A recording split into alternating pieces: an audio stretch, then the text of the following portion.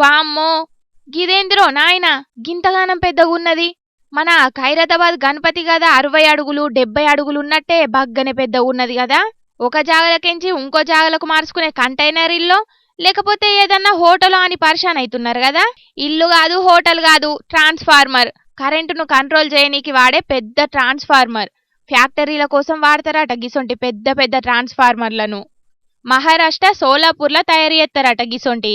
ఏడికి తీసుకుపోతున్నారో ఏందో గాని వికారాబాద్ జిల్లా తాండూరు మీదకెంచి తీసుకుపోతుంటే గిది చూసి ఆడున్నోళ్ళందరూ మస్తు పరిశాన్ అయిండ్రు.